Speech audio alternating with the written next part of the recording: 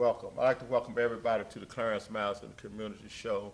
We're here with the truly phenomenal woman, Erica Dennis.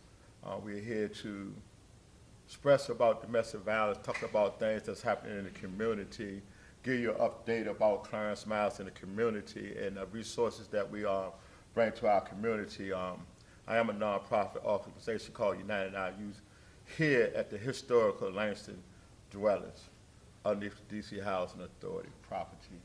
And we're here to come together to help bring change into the community. That's what my organization do. But today I'm talking to one of my partners who have been very inspiration in collaborating with United Our Youth, which is my organization. She had been doing phenomenal things with me for the last 3 years, and I just want to say to her, I thank you for all that you have done for United Our Youth, just as well as the community and like Yes, you you're know what I mean? welcome. So one of the things that we like to talk about, and I like to talk to the group and the family about, is that I haven't been on air, in some months. July the 16th, I got a big change in my life. I had to go to the hospital, get major surgery. It supposed to be an in and out surgery. I ended up staying in the hospital for about 25 days. I had a hernia, and I also had reconstruction of my intestines. And I stayed longer than what the doctor really expected. But with all of that, as you can see, I'm looking different. I've done a lot of weight loss. Now I'm into my exercise, and I'm swimming every day, every other day, and I'm going to the gym, doing the bicycle. My latest, I did 35 minutes on the bicycle stationary. So these are the changes that's been coming into my life. I feel good. I'm still supposed to be having knee surgery, and my doctor suggested or told me that do not come back to his office unless I'm 300 pounds and under.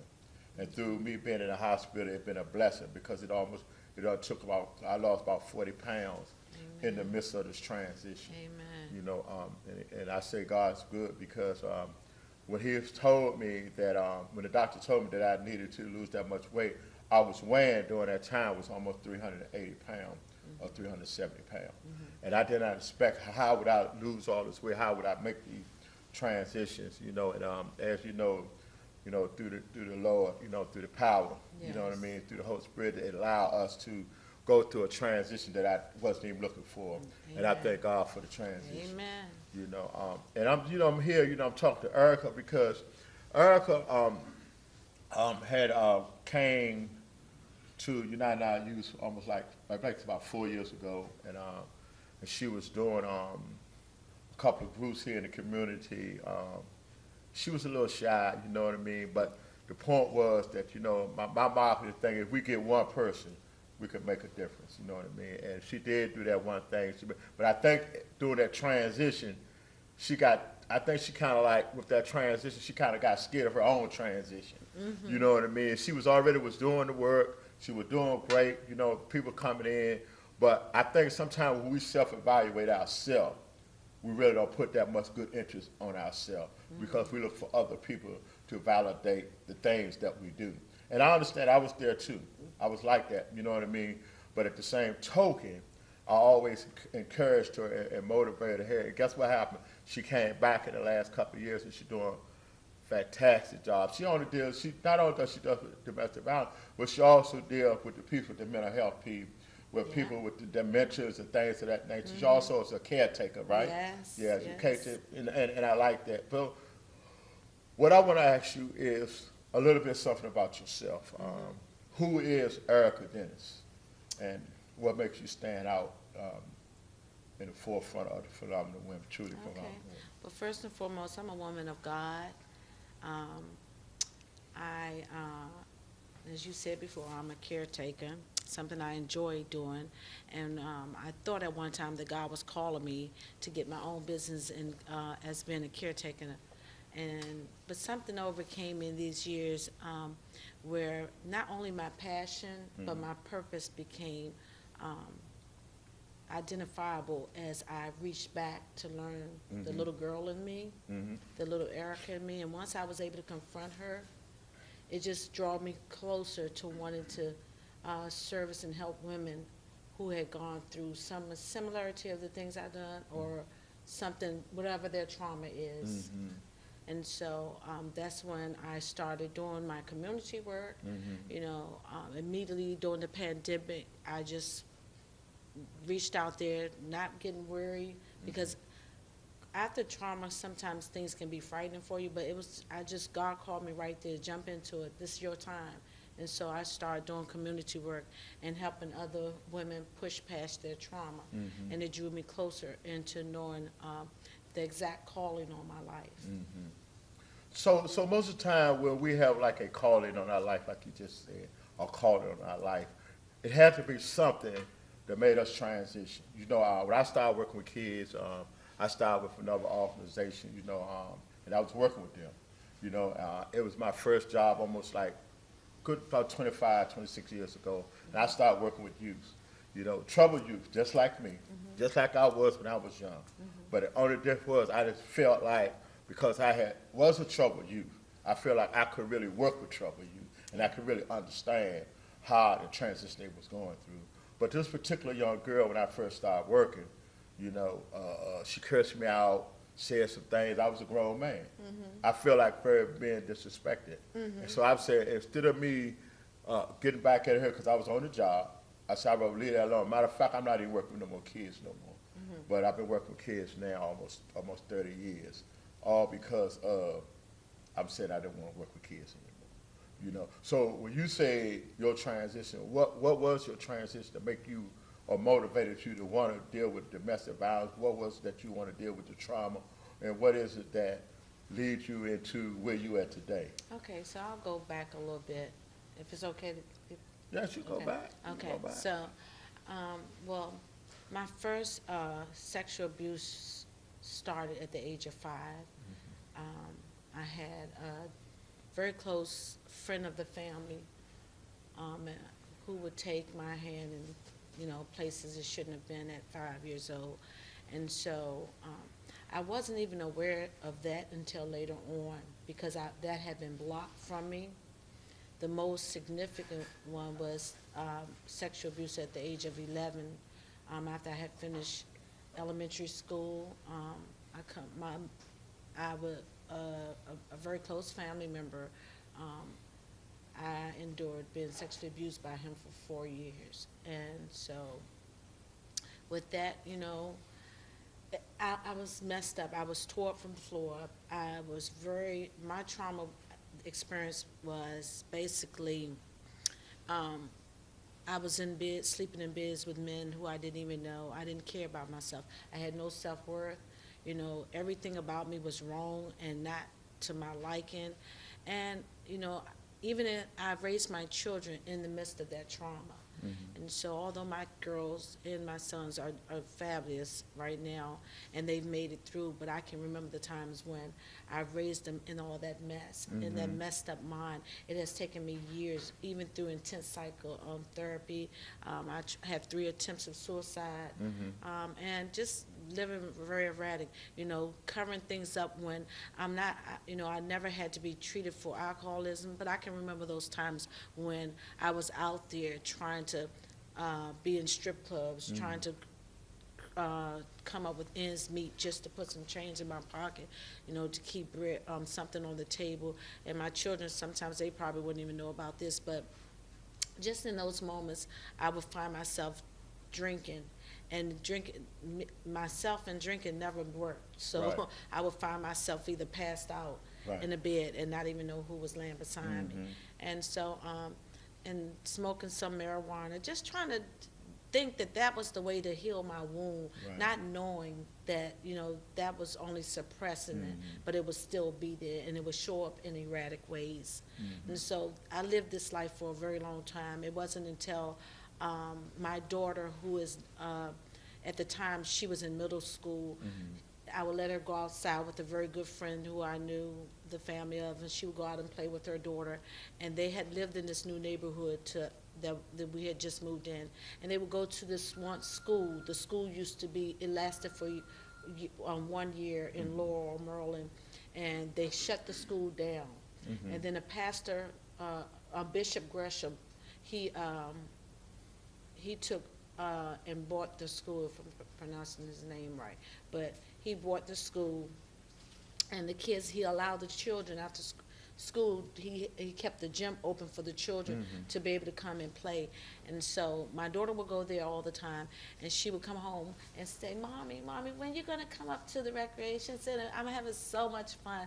And I'm like, okay, but she didn't know at the time I was going through abusive relationship. And let me be clear, it wasn't just the man putting his hands on me and beating me. Yes, I did have those altercations, but my toxic past history, the abuse and the trauma I lived in was very toxic. First of all, I was raised in a household with 10 people, 8 boys and 2 girls. I had no good influence for a man because they beat on their women at the time. And I thought, hey, that's what something women endure, to really be good to their men. They just be quiet and take this in or whatever. And so, for a while, I never shared it with my family. I never told my brothers, because my brothers knew me to be that tough girl. Right. They taught me how to box because they was in the recreations down Southwest, learning how to box and things like that. But I would never use that during my times of in altercations, and nor did I call them, because they had their own toxic stuff that were going through, and I knew if they came to my rescue in this, it would only make it worse. So I never shared it with anyone. I kept it inside, and keeping that thing of what goes in the house stays in the house. So I endured that. So when my children went out, my daughter would go out to play. She don't to the rec. She didn't know that was my time, and he wasn't home. It was my time to gather myself. It was my time to cry and deal with myself. So it took me about 3 weeks before I went there and visit. But when I went there and visit, it was very different. It was a beautiful gym, much money put into it for the children. And then I met a young lady who was a member of the church, and she had invited me. And I said, okay, one day I'll come. So I didn't go the first Sunday after that. I didn't go the second one. It would be about the third Sunday. I decided, after I had gotten into an altercation with the gentleman I was with at the time, he had me strangled up against the wall, and I had he had Timberland boots on with the strings out and everything, and it's because his strings was out. As I was pushing away from him, he got entangled, and it caused him to fall and trip and break his leg. His leg went backwards, so he really fractured his leg really bad. And that time I could say, but God. Right. So, and so with that, he went to the hospital, and then after that, I was like, you know what, God, it's time, because one of us gonna kill each other in here. Right. I mean, I was so angry with him, the punches in the face and the smacks and things like that, that I started sleeping with a knife Right. by under my bed. And I used to vision, if he put his hands on me one time, I'm going to do something I didn't want to do. That was the thought. That's that why was you the had, thoughts just proceed. because you'd already said the next time, The next time, the constant next time. I got you. And it would just sit in there, and I would just contemplate on my own time, I'm getting sick of this. Right. And so I decided to take a chance and go up to the church. And immediately, the first Sunday I was in there, a woman stopped me, and she said, can I talk to you? And I was like, I didn't know what she was. I had a feeling. It was church, so I listened to what she said. She said, I'm just feeling something. I'm feeling a connection with you. And if you allow me to talk, and she shared her story, what she had gone through. And so with that, it touched me, and she connected me with another young lady in the church who had a safe haven place for women of domestic violence. And she gave me her number and her information. Let me know when you're ready. This is, the way you can call me. If you're ready, don't worry about packing things. If you can at the time, just get your backpack. Have the things that you and your social security cards, your birth certificate, and things that you must need. Anything else, you can replace those. Don't worry about clothes. Just get enough that you can, and I'll come pick you up. So during that transition, as you meet these folks, a lot of times people had the same issues, just a different person. So what did y'all three have in common? I understand, but what did three y'all had in common that allowed you to listen to these folks when your mind was telling you all at the same time? Good question. You follow what I'm saying? Yes, good question. Well, I tell you, the one lady that I didn't go in further because I didn't know how much is explicit. So what she had told me feared me enough that I'm like, oh my God. She told me that she's here today only by God's grace. Her husband had slit her throat, and that in Okay. itself, like, oh wow, Yes. scared me. And I was like, and I don't. She didn't mean it to scare me, but she just wanted to try to get me to see that the longer I stayed, it could be even more detrimental, and she wanted to help me. And so Miss Caressa, she's always desired to have a safe haven place for women where they could come. And that was her dream, and her husband assisted her as she went to her calling of building safe haven homes to have women come and be able to come to in their times of need, and if they need housing. And so that's what. So I heard you going through this transition, and I heard you say something about your children. So how many children you have during that transition with your kids? I know they was younger, but did you have all your kids during that time, or did you have just some of your kids during that time? No, so I have a lot of kids. I have 11 kids. Okay. So with that being said, my sister has always been my baby daddy. Okay. She's always been my support. She's always stood up for me. She always supported you. Yeah, I had two and so help sisters. support your kids and help support you as a family, Yes, as an auntie. always, Yes. always as an auntie. She was the other mother. And then she had two best friends who was very humble enough to stick closely. So the three of them were the people who really stood by me in my times of need always when it came to my children. My sister and the other best friend of hers, they raised four of my children. Okay. And I raised six of my children, and the rest stayed with their father. So at the time, when I was in this relationship, my sister had taken my two youngest kids, and no, was it the two younger ones? One of the two boys, yes. And so I think I had about probably like 4 or 5 of my children within the home with him. Okay. And he During the had time one child. of domestic Yeah, stuff. Yeah. yeah. Okay. But the God's grace and mercy, he was selective when he would Doing things to you. because by this time my children are like in middle school and high school, so he know they can talk, speak, share. They can pay attention. Yes, they and can they pay share attention to what's going on. And they can see the abuse Yes. that's going on around it within the house. Because most abusers, they really don't care about who else is around. Right. Because they could be physically abused or they can be mentally abused through conversation. And even though the kids are there a lot of times, we as abusers, we don't not even looking at the kids. We're not even looking at the surroundings. We're just looking at us, not even our attitude, but our approach to other people, how we want to try to straighten things out. So, and with that, I say we because I know I've been an abuser myself, and I also been abused myself. So this is what I really like about what we're talking about, because most of the time we always be around professionals who never went through what we're talking about, Amen. but they can give you a whole lot of data about that. But we're just talking about real life stuff here. Yes. We're talking about the history of how do we make this transition? How do we make it? Because it's not easy to make transition to be a productive member of society after being taken so much from society. And as we get a chance to really grow into the things that we kind of like healing from, we get a chance to be where we at today to share with people how they can get to that next level. So what I understood, I heard you say that you pack your stuff, but it took a little while to learn that. It took Yeah. me some time to choose, was this my time? So just going to the church was allowed me to get into a different space with trusting God.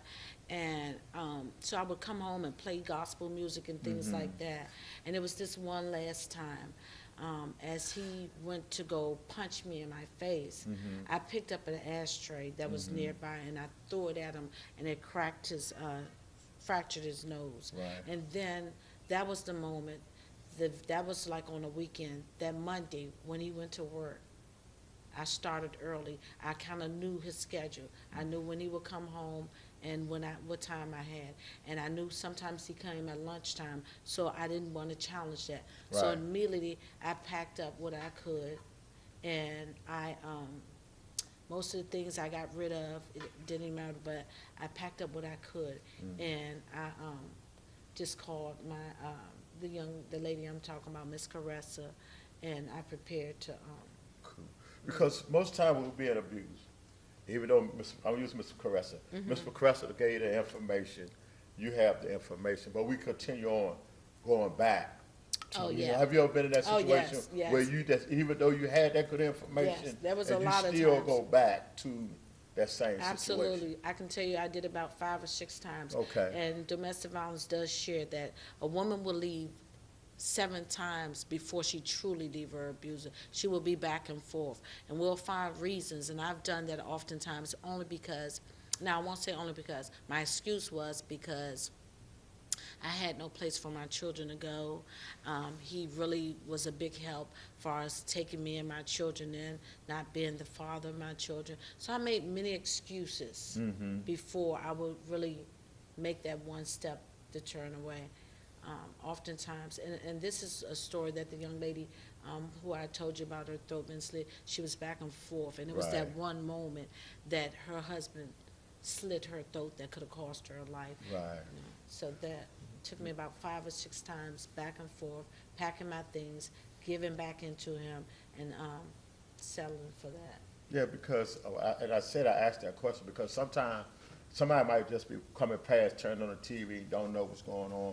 This is Clarence Miles in the community, and we talk about community thing with community organization and community organizers who put their life on the front line to share with others about how do we get to this next level of having our own organization. I am talking to Erica Dennis, truly a phenomenal woman who have been a very great inspiration, not only to Clarence Miles, but also to Clarence United Our Youth Organization, but just as well as the community because she served other places. She served, even shared with the homeless and stuff like that. She did with other women. She did with kids. And you know, the main thing is that, what I want to ask you is that, why is it so important that the work that you're doing, why is it so important now that it wasn't that much important the other day? I mean, other day like yesterday. Yes, yes, absolutely. Where delayed obedience, can keep you from moving into the calling that Okay. you have in your life.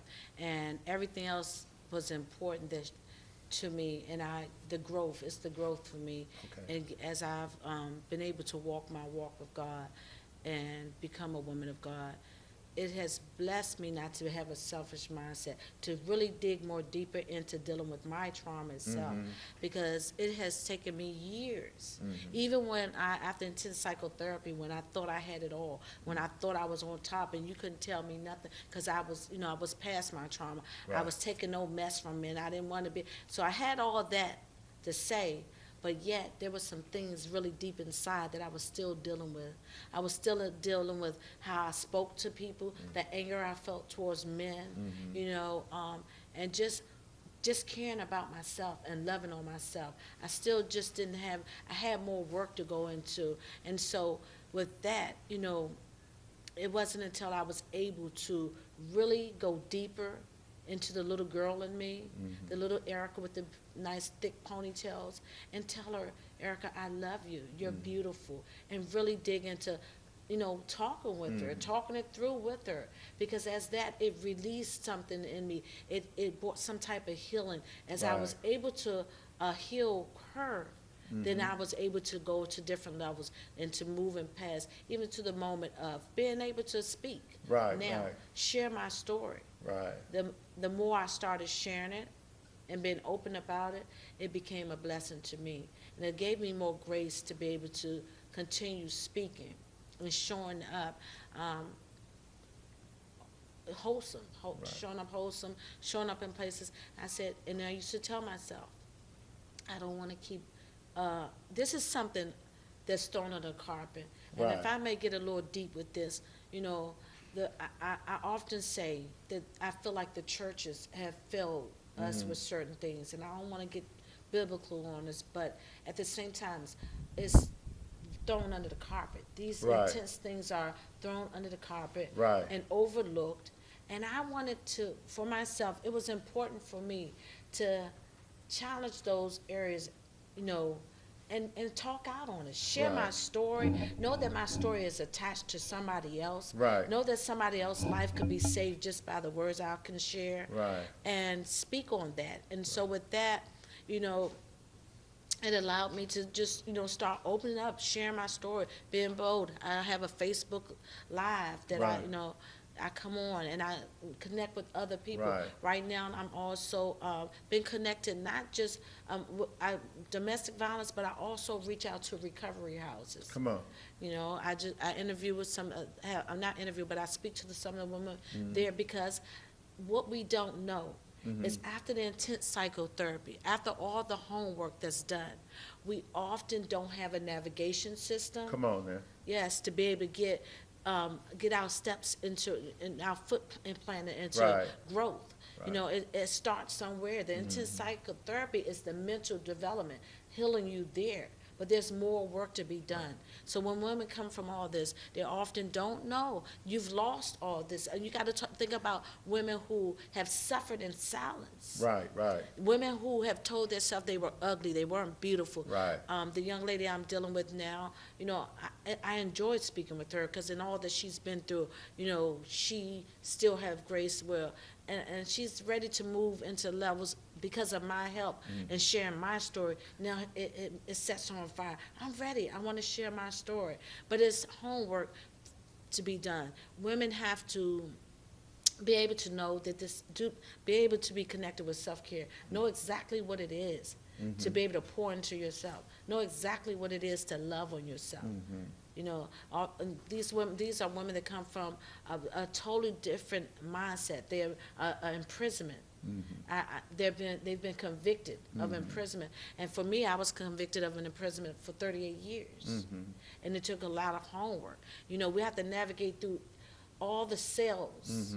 We have to find the keys to navigate through them so that often my organization, what we do is we help families because you can't help the children and not the not Right, the parents. right. You can't help the parents without the children. Wraparound services. Yes, a wraparound services. So we aim to help women navigate after you've done all the homework of mental health. I like to me and my team, we go and we talk to women, we share our stories, and we help them through services, educational services, and things like life skill trainings that will help them develop these tools that I'm talking about now, believing in themselves. Just simple words like that. These are one words that can make a whole difference and impact on one's life. And so we do educational skills, and we connect them with the proper resources that can help them have a safe haven, a place to live, a place to go to that can even do more. So what I liked about it is because a lot of times because we be under domestic violence situations, and a lot of times we want to help other folks. A lot of times that we think we really got the answer. But what I really like about what you said is that I had to go and get some more instance therapy. Yes. Intense therapy, because a lot of times we don't want to go through therapy because we don't want to share what's going on in our life. And I know that since I've been doing this work myself personally, I have to go somewhere to get my type of help, to get that type of mental help, to understand why I need to be stable. Because I was an abuser, and I also got abused. I got abused when I was 16 years old. I didn't even know I was abused. Yes. I did not know I was in a relationship for a long time with an older woman. I was 16, she was 18 years older than me. So people were saying, well, Clarence, you were being abused a long time ago, but I'm thinking that I was all of it and all this and all this and all that, you know what I mean? But I stayed in it to a long time till one day I turned 25, and I woke up and I walked away from the relationship because I looked around. I didn't have that teen life. After 16, I wouldn't hang with none of my friends at 17, 18, 19, or 20. 21, I was constant with the woman. You know what I mean? I walked away from it. You know what I mean? So, and as I talk about it now as an adult, people be saying, well, you was right. You was this and that, because if this day of time, if something like that happened now, people get charged for that. Yes, absolutely. You know what I mean? And I really didn't want to accept that. You follow what I'm saying? Yes. But I have to learn to accept it. You know what I'm saying? Because it don't always have to be a physical. It it could be mental. Yes, You know what I mean? emotionally. And you know, Yeah. my mother and father, my father was a great genius of that. That he had abused my mother so mentally. You see what I'm saying? That at the end of the day, she was not even conscious about what she was doing and where she was going. You know what I mean? Yes. And these are the things that I knew I grew up in.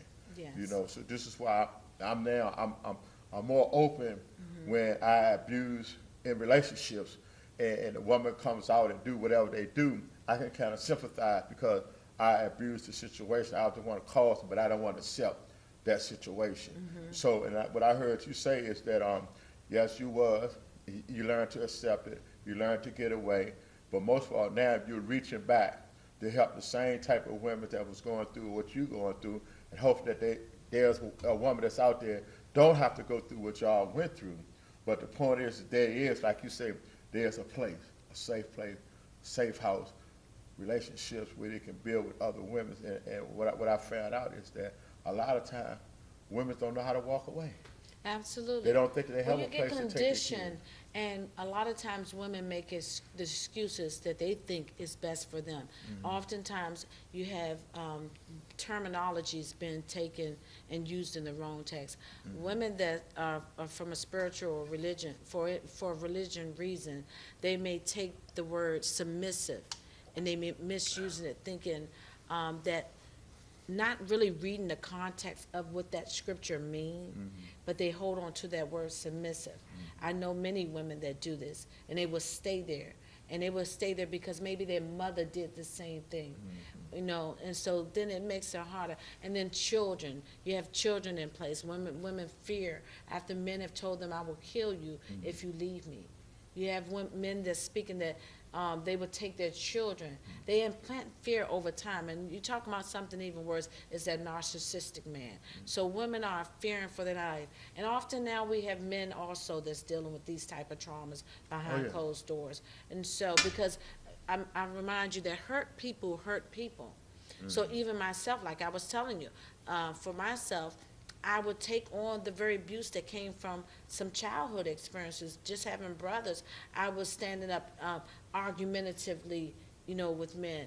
And then from the very first experience, I took on to the next relationship, toxic, you know, with the toxic mindset and verbally being toxic, taking my anger out on people who didn't even deserve it, who were really trying to help me. So I understand exactly what you're saying, and this goes on again a lot because until we deal with trauma, until we get deeply rooted into it, to be able to get enough healing where we can plant another seed and really embrace the true identity that God called us to be.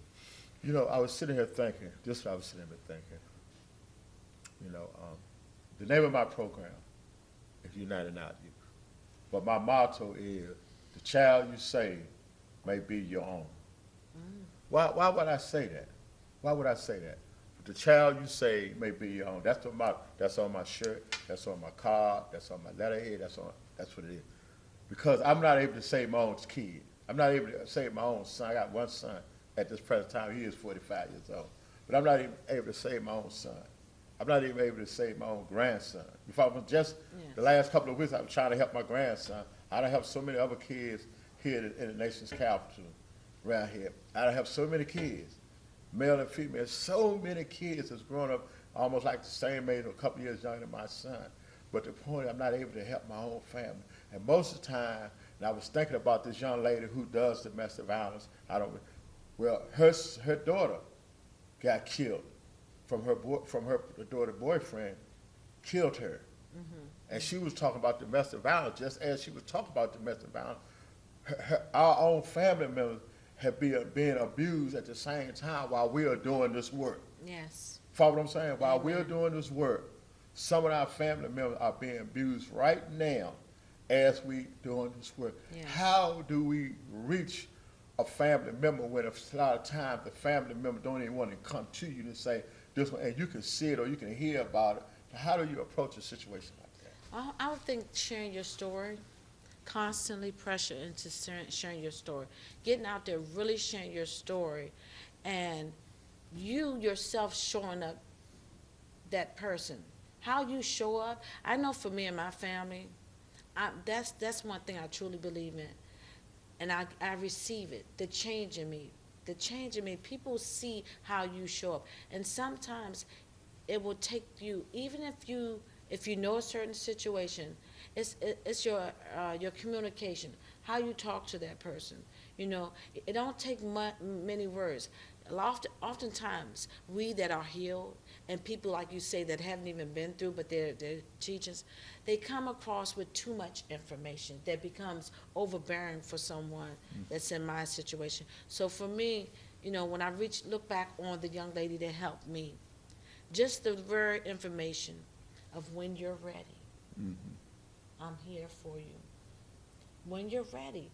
You don't have to say, you know, have these trigger moments. Well, we don't know when you tell women and men that's suffering to silence, leave him and all these things.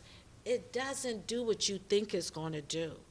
It often causes more uh, insecurity for them, or in fact cause them to make a wrongful decision that can cost them their life. You know, find safer ways to communicate. Most importantly, letting them know when they're ready, make that backpack. Nothing else is worth you and your children's life if you just have a small bag with the most immediate things that you need in there. Prepare that and give them your information and let them know that you're here and when they're ready. You know, that right then in itself is very helpful, more helpful. Just to know that when I'm ready, I can pick up Clarence card and I can call him Right. and he'll listen. You know, and oftentimes we don't have to keep saying something back. Just be an ear. You know, oftentimes people, when you try to, I know, especially for myself, the more friends or other people that knew what I was going through was trying to tell me, I thought they were hating on me. Right. I thought they just didn't So- want me with that man. Cause see, that's all the stuff is going in my head right now. Because a lot of times, even though I done got the little backpack, I done got my little stuff together, but I done slid off. Said I'm going over here, but I leave a note telling the abuser where I'm going. Oh, no. You understand what I'm saying? 'Cause Yeah, but that's happened. It we got men and happens women. more than You know, enough. I work in another part of the city, and I see these couples. They fight the whole time. Yep. They go down to the court building. They get separation. They get in an argument. They get into this and that. They cut the tie. They do all this and all that. Then they be right back together today. And the individuals, right, whether it's a male or female, they don't want to detach. Even though it's a toxic situation, you know, and so what I have learned, that same individual, because the more I try to talk to him, not to go that way, the more they stay. So what I do, I learn now, because sometimes we try to mind our own business. Is that good? Is that good to mind your own business? Is that really good? Even though you know that person's real well. I'm just talking about somebody. I'm not talking about Yes, somebody I I know just what you're met. saying. I'm just talking about somebody that like you know, that they know each other, and you try to explain to them or try to talk to them about. Because sometimes people don't want to hear nothing about their relationship with somebody else. Yes. How do we deal with that? Because I deal with it like sometimes I don't even communicate with the individual. I just stay out the relationship part. I just stay out the relationship. I truly feel like the more we can have this right here, just what you're doing, for people to watch channels. Here, the more we talk about it and show up about it, you know, there's a more likely chance that this person will run across this information. Yes, a lot of us, and especially with all that's going on with the killings today, you know, people fear speaking out. As often as, even through social media, as more you can share your story, the ones that have gone through, the ones that are healed now, can share their story. You know, I truly believe that that's a good way to get to people. It is hard and difficult in making a choice, because you have to think about your own safety, because everybody don't receive things well. How you communicate and how you share is nothing. Well, people have to understand, you can't just say it your way. Right. You can't just say your experience is your experience. Oftentimes people will go through similarity, but they may be going through There you something go. different.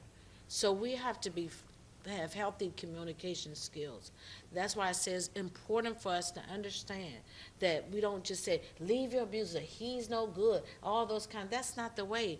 Right. Just showing up as a friend, listening, that's the way you get to people. Listening to them, you know, being more of a listener can help more than you know.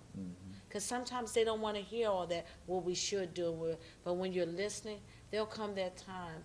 And when you're sharing just things, the safe haven, oh, you can be such a better person when you ready. You know, there's all types of positive things you can do, especially from a man's point. You know, you can't go back into so much getting into his business because he's not going to receive that well. Right. But just sharing positive information carefully, not setting triggers that will upset the conversation. And that's why hearing and listening is more important, and just being positive. If you ever need somebody to talk to, I'm here. And I think the more you build that trust, he know he can come to you, then he's more reluctant to be able to receive what you have said and allowing you to start sharing some. But you have to first build trust with the individual. That's very important. So, as we're gonna change the course, you know, I also know that you work good with seniors, you know, and you work good with people, or I've seen a couple of shows, you talk about people with, what you call it, dementia, some other things that an adult would go through, seniors that go through, and I noticed that one of your jobs that you does, you work with seniors, and you're doing a heck of a job, which I do know that, you know what I mean? Yes, Kudos, you know, people Yes. came to me one day and say, we're like, I got to say that, they came to me and said, Clarence, said, do you know a person that can, maybe can work with my mother and stuff? I said, oh, I know, right, I know just the person, And the only reason why I know just the person, because we was down here, we were doing the domestic stuff, you was talking about, you know, you were a Yes. nurse or whatever, you Yes. know, and outside, and you was looking for, you know, a job opportunity, you know, and I knew just the person, and I called you, Yes. and you still working with this family for how many years now? Wow. About a year and a half or so, maybe two. Now it's been, no, we're pushing on 4 almost now. Oh, if goodness not, yeah. gracious. See how time flies? Yeah. But I'm just saying, and the lady is very proud. You know Yeah. what I mean? I'm very proud too, because a lot of times we pick people to do things, they don't stay. They don't last long, no matter if they're doing my job, working with the youth, or doing your job, working with somebody else. And I'm so tell me a little bit about not so much the person that you work with, but your experience of working with people at an age of who need assistance, and how do you humble yourself when the struggle is like the person's being abusive? They're not knowing they're being abused. They just at that age now that they just want to be the way that they are and really be left alone. Right. But how do we gain their attention? You know, Yes. what do we do? Oh yeah, I love my seniors. Yes, I do. I've been working dementia for I'm probably at my 21st year now. January will be 22 because I started in January when I first took on my assignment. But yes, so dementia, I want to first say many people misunderstand dementia. Okay. They think Alzheimer's is the top of the heading. Right. The top of the heading is dementia. Right. And there's almost at least about, I want to say close to 100, if not, of different categories you can fall under with dementia. Okay. And you have, but Alzheimer's is a very significantly well-known one. Right. You have frontal temporal dementia. You have different ones that people experience, and I've worked with many of them, and I enjoy it. What you're talking about is when they're combative. Through the stages of dementia, you're going to often early onset, you have what they call sundowning. So Okay. the people can be combative because this transition for them is something they're not aware of. Uh-huh. And you got to think of like these people, they don't know why I can't remember. Right. I'm not Why they can't writing. remember, yeah. So you got to think of all the things that's running through their heads at this Right. time. So in the midst of that, it's hard for them to be able to trust you. And especially often people, hurry up, do this. Why you not doing this? You're not doing. Right. So people don't read up. I encourage family, read up on the diagnosis or the Okay. label that's been given to them, the diagnosis that's been given to them. Read up on it.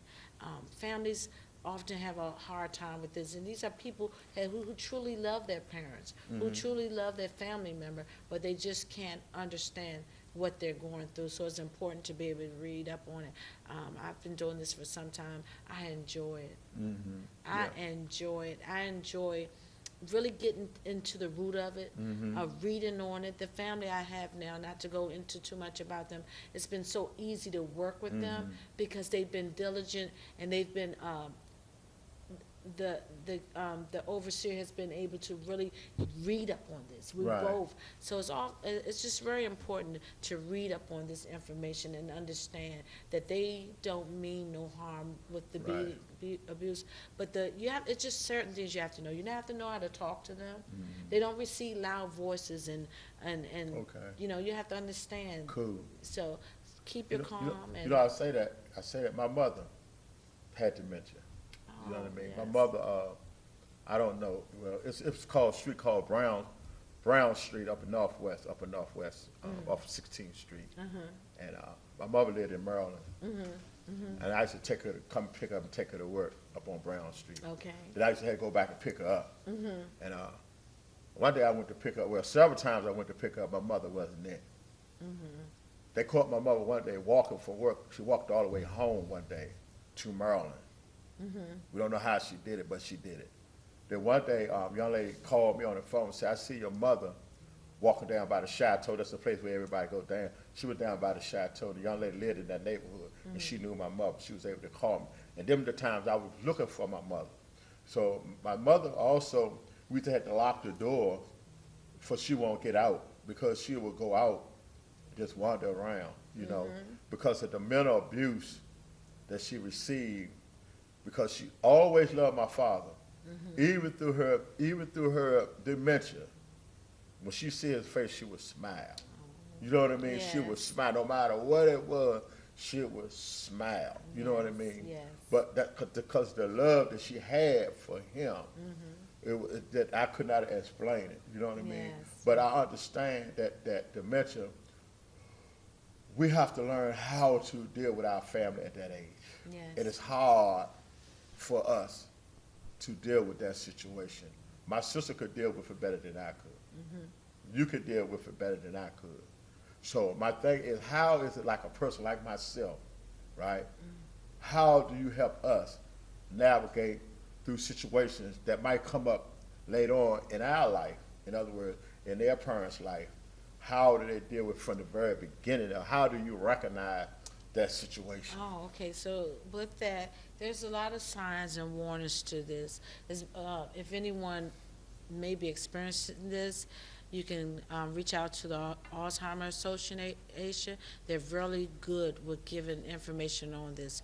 They really are. But just to give you a little feedback on that, the warning signs are very diverse. You'll see some erratic behavior, things, and something as simple as struggles with reading something. They may have been a person that loved to read, but things are getting difficult for them. Right. You may tell them they may be going for something, just a normal thing that they would do, something simple as brushing their teeth and their Right. hygiene. You may see difference in that where they're struggling, Right. things not different. And just simple things that they used to do, they aren't able to do no more. Oftentimes, one of the first big warning signs would be they used to drive to a grocery store and they may not come back because they've gotten lost. So I encourage people, if you see elderly people wandering, don't always think that person, if you see someone that just look like they're lost and they can't find their way and they're out there walking with particularly Alzheimer's, and like I said, dementia have different underlying conditions, Right. but I'm speaking particularly to Alzheimer's because they often get lost dementia itself can cause it is memory loss. We have thousands of nerves in our mind, and these nerve cells in our brain get damaged over Right. time, and this is what caused them to lose the memory loss. I can't go into the Right, right. medical But terminology too I much. just like, because I know that you have some experience, Oh, yeah. working, with that. You know, Yes. so saying that is because of the field that you're in. And I'd like to learn a little bit more about, the organization that you, started up and what are y'all goals and what are y'all intentions?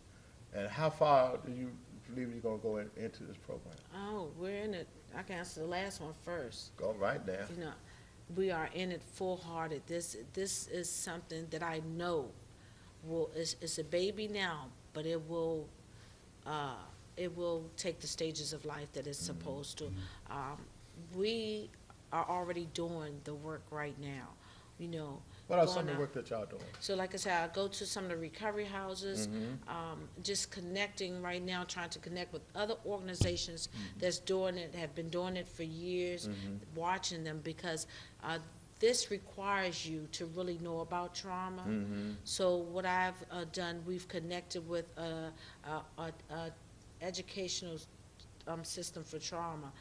We've invested the money to train our employees, the people that's working under me, so they can know more in depth about trauma. Because if you never have experienced this, and not even if you're experienced, you have to learn the ways of how to navigate, how to talk to people, know what they're going through. And so this is important to have the skills under your belt as you're going through that. So that's a lot about what we're working on, and just being intentional, reaching out to women, providing the group service that are where women will be able to talk, not just in one community center, but in different diverse neighborhoods, where we can just make ourselves accessible to just allow women to come share and be comfortable with that as we build trust with them, and as we be able to share with them and get them the resources and help that they needed. We're starting like this, but I see this becoming full-fledged, pressed into it, being able to reach not just in the D.C. area, I like to reach Virginia and Maryland too, because it's not just in D.C. This is worldwide. You meet all types of races, all types of cultures like Right. this. And it's us, people Yeah. like you and I, that's gonna get into this and really make it known and help these people. Yeah, because see, what you say, because my mind had said, well, how far is she going to expand? Is she going to expand to Virginia? Is she going to expand to Maryland or D.C.? Oh, So yes. you're the metropolitan area. So I like that, because our services is just never enough. And Absolutely. it's never enough services to give anybody service, because it's always so much people that's in the need of help. It's a lot of people that's in the struggle, that's in real life. No matter if you're making 6 figures, you're making 9 figures, you're making no figures, we all be going through these different type of changes. And a lot of times we don't seek the help that we need, and we end up committing suicide. We end up trying to commit suicide. We end up abusing our kids. We end up abusing the relationship. But most of all, we abuse ourselves. Well, if I can answer to that, I want to say, and I want to deal particularly with who I am as a black woman, light-skinned black woman, whatever, the black race period. I want to say that, if we look back on time, history was repeated from slavery all the way to now. We knew discipline of being beaten, hit, even from our slave owners, rapes and things like that. We have to start making it very visible, teachings, we say reach one, teach one. Well, I truly believe in reaching one, teach one. I believe I am my brother's keeper. I believe I am my sister's keeper, because it's us that as we get healed, we give the answers in the way, but we make ways in the path for others to know and to be able to relate to. We have to be able to get out there and start speaking more. stop holding in our stories. Once we're healed, a lot of times people get to that place, that high place, and they just forget where they come from. Oftentimes, or they just don't want to share. They don't want to talk about it no more. But that's why it's so important for us, significantly important for us, to share our stories, constantly making spaces like you have here to really talk about these things. It just simply starts with this. As we can open up our mouth and share. We're the ones that's going to make the path for people to start feeling comfortable to talk about this. Right. And it's not until then we'll see change amongst people really being to open up, because it's been pushed under the carpet for a very long time, as I said before, and society in itself have made a way that, put labels on these Right. things as women, they're the cause of these things. They deserve these beatings, their mouths. They have, just all these different little labels that people talk about. And society have penetrated this, constantly pressuring us into these labels. We have to have healthy communication in our black communities. I'm not taking nothing from those who like slang, but me, myself, I believe what we say out of our mouth breathes life and death, and how we say it makes a difference. And we have to start presenting this and coming to forward, teaching our young people, pressing into it, and just being very authentic about helping one another. In our communities, we pull away, we get up, and we don't come back. We have to come back, and we have to press into helping our people. And until we can pour and help educate each other, this is what we'll continue to do. Right. And as time went on, I sit here and I think about the changes that's coming up for 222. I look back at yesterday, it's just not enough, because tomorrow, we got a brand new attitude, brand new situation, and a brand new me. Because I could be that person that struck on domestic violence or being worked against, or the person that catches dementia, or a person not being a great father. By the way, I have a great granddaughter now, so I'm just trying to be a little better person. Joy. Yeah, but so we're at this Clarence Miles in the community, and I'm here talking to Erica Dennis, a truly phenomenal woman with a message of help, recovery. Most important thing, we're approaching a time of comfort. Yes. I just want to tell you that I really appreciate you being here today. Sharon, you might have shared more than I asked or you expected to, but this show is about being around real people and talking about real issues. Absolutely. So with that, how would anyone be able to contact with you or get in touch with you? Do you have email, Twitter account, blah, blah, blah, blah, blah? What is it that Okay, right now, I am having my website built, so we're Okay. having some technical issues. We're working on that. Right. But you can contact me at my email, which is ericatdennis@27gmail.com. And I am on Facebook and IG under Truly Phenomenal Woman. You can messenger me or DM me at any time, and we'll take any questions or concern, or if you may need the help, please reach out. Allow us to be that trusted friend that can help you get through whatever you're going through. Yes, and I think, you know what, I'm presently getting my website reconstructed now. Yes. We just got our domain last week. The brother started working on the website. My email got shut down, you know what I mean? Yes, And he was yes. able to It bring it back. happens. So, hopefully that we're gonna have a beautiful website Yes. when it comes up. Again, Clarence Miles in the Community is a show that deal with real things and real people. And a lot of times, people don't want to hear the real thing. But one thing about this show is that somebody gonna be walking past their living room. Yes. Somebody gonna be walking past their office. Somebody gonna be going to the restroom. Somebody gonna be going to their bedroom. Somebody gonna be talking to their kids. And guess what happened? They're here, Clarence Miles in the Community, with real issues and real things. So I just want to tell you thank you. I'm looking forward to the next time. And we'll close with Clarence Miles in the Community. Another great segment, another great day. for the people in the community. Here we are. Thank you so much. Thank you so much. Thank you. Good.